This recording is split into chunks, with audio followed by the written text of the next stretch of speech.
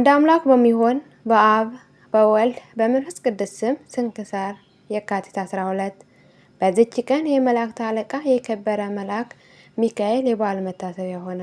በዚች ዕለት የከበረ ሚካኤል እግዚአብሔር ወደ ረአባዊ ወደ ሳምሶን ላኮ። የፊልስጤም ሰዎች ሊገድሉት በጠላትነት በተነሱበት ጊዜ ድል እስከ አደረጋቸውና እስከ ገደላቸው ድረስ ረዳው። ኃይልንም ሰጥቶ በአህያ መንጋጋ ከእርሳቸው 1000 ሰዎችን ገደለ። ተጠምቶም ለሞት በተቃረበ ጊዜ የመላእክት አለቃ ሚካኤል ተገለጠለትና አጸናው። እግዚአብሔርም ከአህያ መንጋጋ አጥንት ውሃ አፈለቀለትና ጠጥቶ ዳነ። ዳግመኛ ከሚስቱ ጋር ተስማምቶ ዓይኖቹን አሳወረው። የራሱንም ጠጉር ላጩ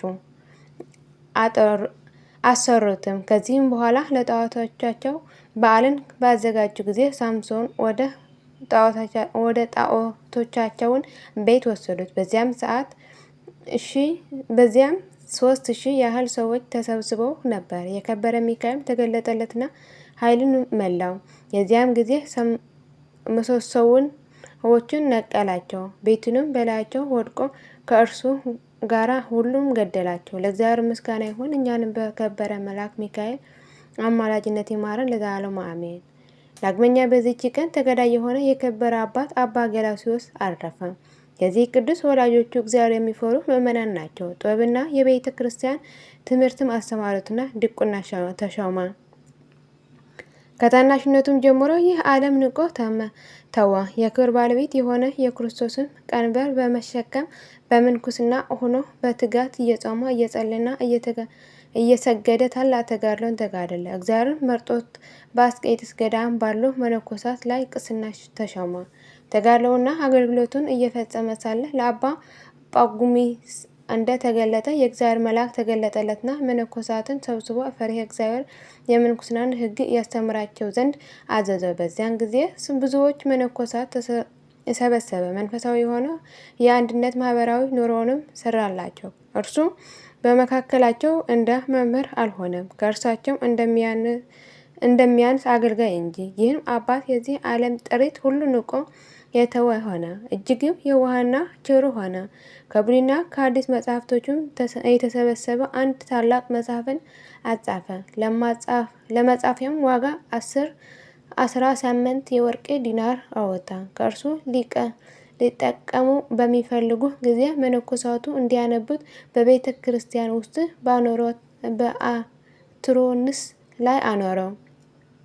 አንድ መጻተኛ ሲሆንም አረጋዊ አባ ገላውዴዎስን ሊጎበኝ በገባ ጊዜ ያን መጽሐፍ አየውና አማረው። በጭልታም ከዚያ ሰርቆት ወጣ። ወደ ከተማ ውስጥም በገባ ጊዜ ሊሸጠው ወደደ። አንድ ሰውም ዋጋው ምን ያህል ነው አለው። እርሱም 17 የወርቅ ዲናር ስጠኝ አለው።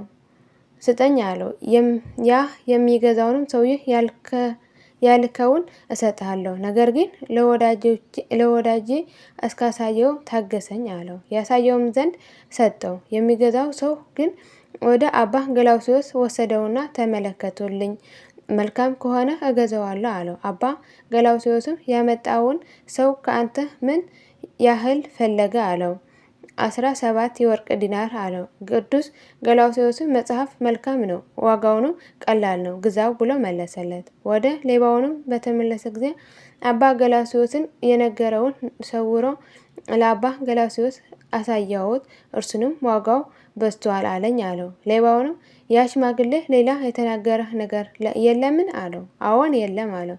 ሌባው እንግዲህ እኔ አልሸጠውም ብሎ ወደ አባ ገላውዴዎስ ሄዶ ከእግሩ በታች ወድቆ ለመነው። ሰይጣን አስቶኛልና ይቅር በለኝ፣ መጽሐፍትንም ውሰድ አለው። የከበረ ገላስዮስም እኔ መጽሐፍን መውሰድ አልሻም አለው። ሌባውም በፊቱ እያለቀሰና እየሰገደ ብዙ ለመነው። በብዙ ድካም መጽሐፍን ተቀበለው። ማንንም ያወቀ የለም። እግዚአብሔርም ትንቢት የመናገርን ሀብት ሰጥቶት ድንቆች ታምራት አደረገ። በአንዲትም ዕለት ለገዳመ መነኮሳት አሳ አመጡ። ባለ ወጡ አሳውን አብስሎ በቤት ውስጥ አኖረው። አንዱን ብላቴና ጠባቂ አድርጎ ወደ ስራው ሄደ። ብላቴናውንም ከዚህ አሳ ብላ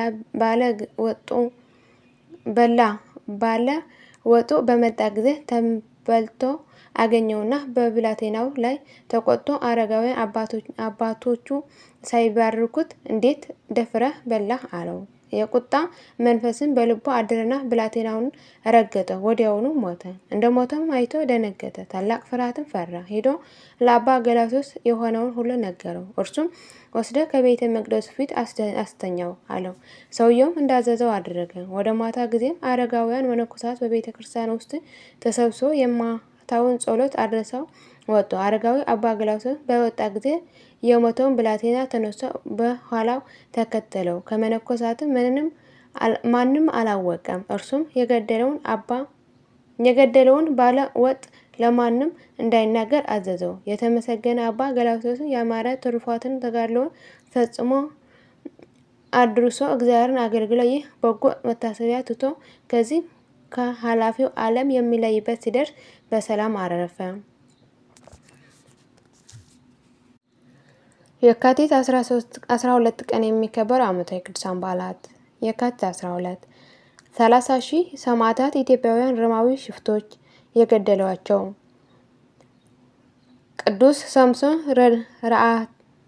ራእይታዊ የእስራኤል መስፍን። ቅዱስ አባ ገላውዴዎስ ገዳማዊ። ቅድስት ዶርቃስ። ወርሃዊ የቅዱሳን በዓላት። ቅዱስ ሚካኤል ሊቀ መላእክት፣ ቅዱስ ማቴዎስ ሐዋርያ፣ ቅዱስ ዲሜጥሮስ፣ ቅዱስ ዮሐንስ አፈወርቅ፣ ቅዱስ ቴዎድሮስ ምስራቃዊ ሰማዕት፣ ቅድስት ክርስቶስ ሰምራ፣ አቡነ ሳሙኤል ዘዋልድባ፣ ቅዱስ ላሊበላ ጻድቅ። የሁሉም ቅዱሳን በረከትና ረድኤት ምልጃና ጸሎታቸው ከመላ ሕዝበ ክርስቲያን ጋር ለዘላለሙ ጸንቶ ይኑር አሜን።